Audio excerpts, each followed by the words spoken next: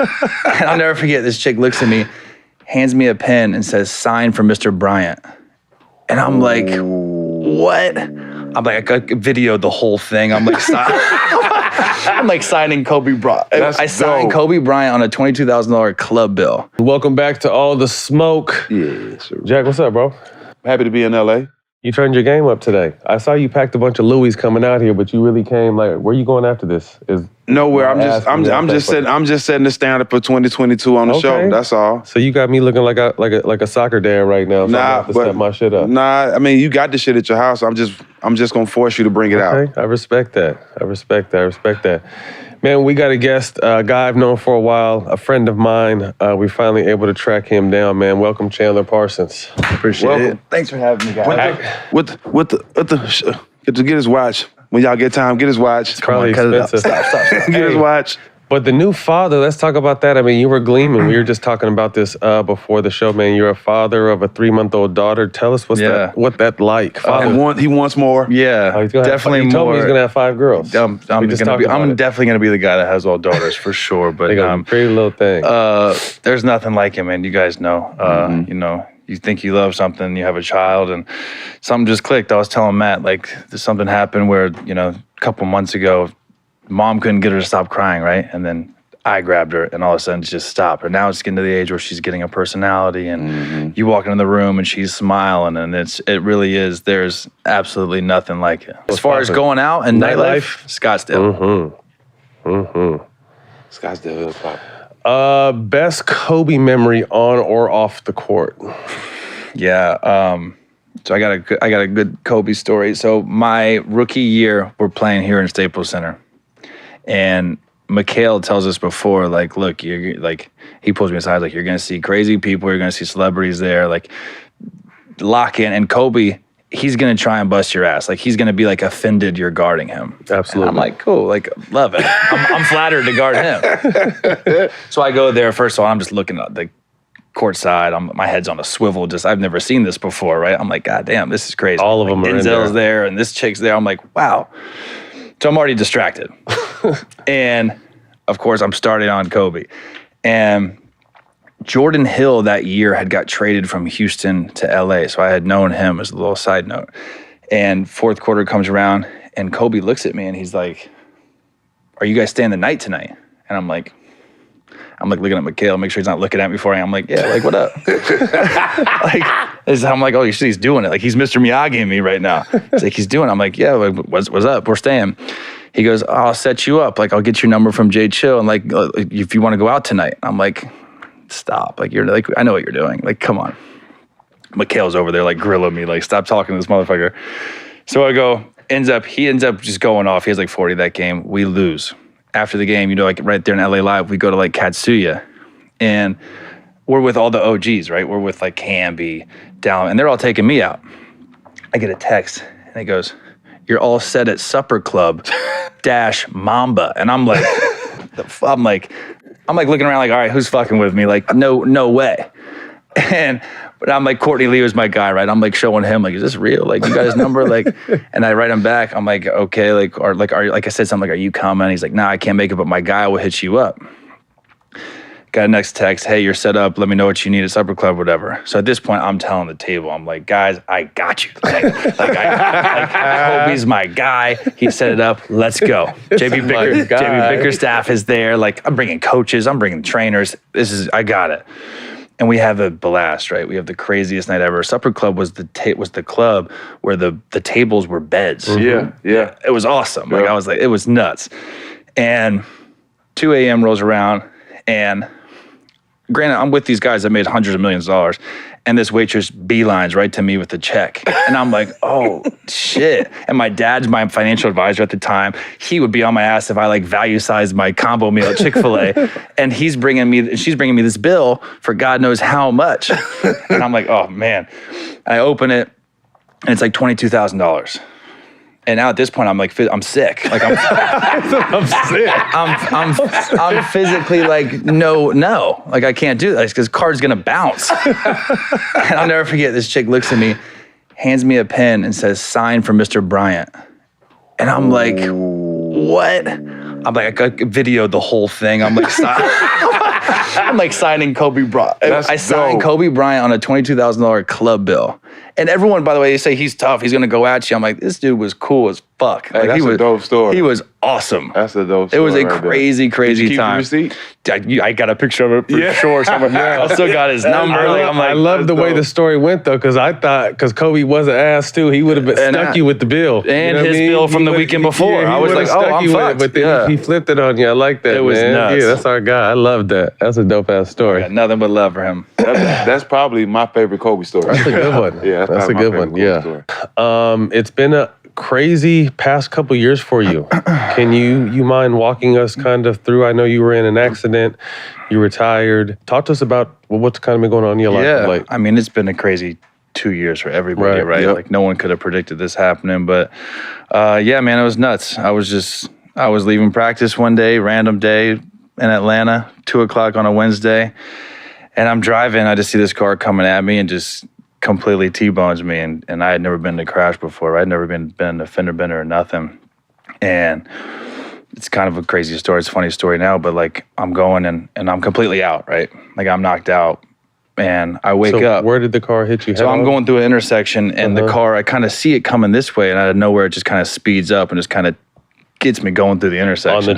On your door? On the driver's side, I was solo in the car. Damn. And so I get hit, right? And I wake up, and by the time I wake up, there's already sirens. And I just remember the windows were bashed in, the airbags were out. I had a cut on my wrist where it was bleeding, and I couldn't move my neck. And I'm like, oh, like, shit, like this is serious. And I can see the guy who hit me, and he's completely knocked out, blood everywhere. And I'm like, wow, like this is scary. And so I'm looking at my car's all messed up. There's red everywhere. And I hear this voice. And I'm not like a religious, spiritual kind of guy like that, but I hear this voice and it's like, Chandler, Mr. Parsons, we're coming to get you. You're going to be okay. And at that moment, I'm like sitting there. I'm like, oh, fuck, like this is what happened. Like I died. This is what happened. This is God. Like this is what happens, right? Blood everywhere. And I snap out of it, bro. And it was the OnStar from my car. Them telling me they were coming to get me, and I was bringing my girl home spaghetti. So half the red in my car everywhere was marinara sauce. But at the moment, I'm tripping. I'm like, oh shit. And then fast forward, like the next day I go and Atlanta's like, hey, you need to lawyer up. Like once they find out who you are, what you're driving, like this guy's gonna sue you. And I'm like, fuck, I didn't do anything wrong. Like, what do you mean? Turned out it was a dude's third DUI, 56-year-old, just like completely his fault. And so I was in this lawsuit basically for 2 years where I was recovering from injuries. Like I messed my neck up. I tore my labrum in my shoulder, super gnarly concussion. And so that kind of forced my hand to basically retire. And I never thought I'd do that at 31 years old. You know, you want to go out on your own terms.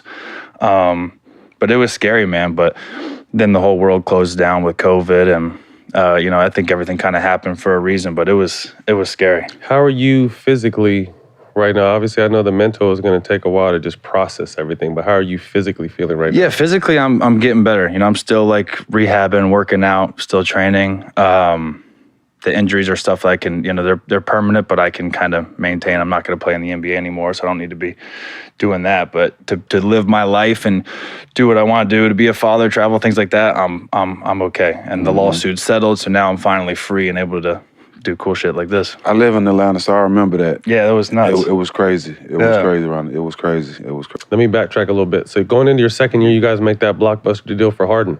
Yeah. Who actually just got traded today. Crazy. We'll talk about that in a little bit. Yeah. But what was that experience like? Because so that was nuts, right? So I think we had just gotten Dwight Howard before that, and we needed that extra piece, right? And by the way, the signing of Dwight Howard was nuts too. We can get into that later. That was crazy. Let's talk about that. Yeah. So Dwight, we had the same agent, right? And I was a second round pick. I had a 4-year deal, but the 4th year was a team option. And at this point, I'm starting. I'm averaging 17. Like I'm going.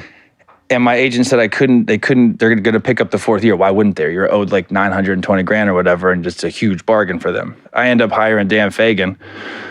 The only reason because RIP, because he said I can get you out of that 4th year, and no one else could, right? And how he did it, basically, he used leverage. He went to the GM and he went to the owner and said, I'll get you Dwight Howard, but you're not picking up Chandler Parsons' contract. You got to pay him. So instead of making $920, I got bumped to a max and we got Dwight Howard. That's damn It was the most gangster move I've ever seen, bro. Yeah. It was nuts. Rest in peace. It was crazy. That's who he was. He got me paid. It's like they say agents get you paid, Dan Fagan got you overpaid. Yeah, David, he definitely did. He definitely did. That's my guy, man. Rest in peace. So to Harden now. Right. So then it's like, all right, James, now we're rolling, right? Now we got 2 bona fide stars, great players like me. Terrence Jones was coming up. We get Pat Bev, Jeremy Lin's like fresh off his Linsanity, like he's hooping. And that's just an exciting time, right? Like Houston was a dope place to live in. I love McHale. I love JB Bickerstaff was our assistant. I know JB doing his thing in Cleveland. Man, coach of the year. And so like now that was just awesome. Honestly, playing with those 2 guys. At the time, Dwight was the best big. James was just coming up into like actual stardom. He made the game so easy to where that was my best year. I averaged like 17, 18 points because he would just lull the defender to sleep, kick it to me, and I would either catch and shoot or do my little shot fake that used to jump on all the time. You used to fall for it? And then I would go. But he made it. And then like, you know, going forward, I wanted more, and that's why I eventually ended up leaving. Like I thought it would be, you know, I thought I wanted that next step. Playing with James, he made it so easy where, you know, it turned out to not be that easy when I left. But like playing with him, man, he's still him. I got Dirk at the end of his career, but James, he's the best player I ever played with. Wow. He was so cold. And you guys know playoffs is just level. different. Like you can say it right, but like, I mean, every possession matters. This shit is crazy. What's the furthest you've been? It's Game 6, Damian Lillard. Game winner in my face. West Conference Finals? No, first round. First round. Yes. That's the farthest you've been first round? Never got out of the first round. This is what you were about to ask him right here. This is your segment right here. It was perfect. Damn, you didn't bring that up. Yeah. I didn't even look at it, so it was meant for me to ask you because I didn't even look at it. Yeah. Talk to us about that series. That was a hell of a series. Yeah, that was unbelievable shot. Man, that was crazy. So I mean, natural, dog. we have them. Yeah, you saw that coming. That was another Game 6, right? We had just won 2 in a row, so we win this game. We're going back to Houston for Game 7. We were the higher seed, and that play was crazy. Still to this day, we have Patrick Beverley on the court. I don't know why the fuck I'm guarding Damian Lillard, right? Like what? But that was just like a crazy thing where he came off a screen, and I mean, the man hit a 30 footer, right? Like I mean. Going to his left. Going to his left. With like, a 6'9" motherfucker. Right. And I'm like, there. Like, I'm yes. like, I mean, he's been doing this his whole career, though, right? Like, that was a tough one, though. That was a crazy shot. That was my last game in Houston. That was it. Like, that was our chance. We had a great team that year. We were building. We were going back to the crib for Game 7, and just like that, he hit one of the craziest shots I've ever seen. Advice, looking back now, you would give to a younger player? Honestly, the time flies, bro. Like it's 9 years went by like that. Like I remember draft day. I remember, you know, SEC championship. Like it goes by so quick, and you want to enjoy it, and I enjoyed it. Like I'd go out. I was a little reckless early on in my career. And you should, you know, you have a great life. You're making a lot of bread, like you should. But I would just say, just kind of cherish every day, man. Like every practice, every film session, you think it's a drag, but when it's gone, like I miss that shit. Like I miss the playing Blu-ray on the planes. I miss like the film sessions, talking shit. Like I the stuff that I hated when I was playing is what I miss the most now being out.